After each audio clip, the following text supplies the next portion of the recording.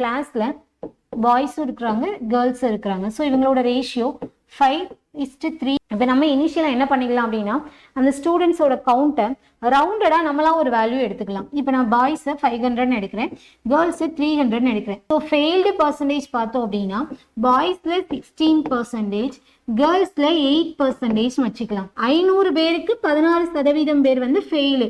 அப்போ 500 100% எடுக்கும்போது 16% பேர் ஃபெயில் ஆகிறாங்க. அப்ப எவ்வளவு சதவீதம் பேர் பாஸ் ஆயிருப்பாங்க அப்படின்னா 84% பேர் பாஸ் பண்ணியிருப்பாங்க. அதே மாதிரி கேர்ள்ஸ்ல மொத்தம் 300 பேர், இவங்க 100% எடுத்துட்டு 8% பேர் ஃபெயில் அப்படின்னா மீதி 92% பேர் என்னவா இருப்பாங்க, பாஸ் ஆனவங்களா இருப்பாங்க. 500 100% எடுத்துக்கோங்க. 100% நமக்கு 500 இருந்துச்சு அப்படின்னா 84% என்ன, 00 கேன்சல் ஆயிரும். இங்க மல்டிப்ளை பண்ணிட்டோம்னா ஆன்சர் 5 20க்கு 0 மிச்சம் 2 42 42.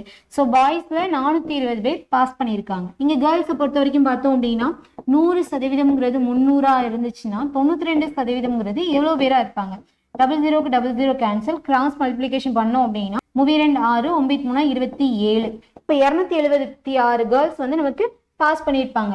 அப்ப டோட்டலா எவ்வளவு பேர் பாஸ் பண்ணியிருப்பாங்க, இங்க 420 பிளஸ் 276 ஆட் பண்ணோம் அப்படின்னா 696 பேர் வருவாங்களா.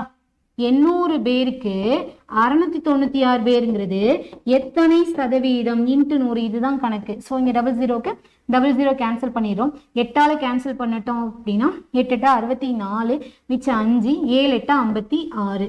ஸோ ஆன்சர் இஸ் 87% அப்படிங்கிறது வரும்.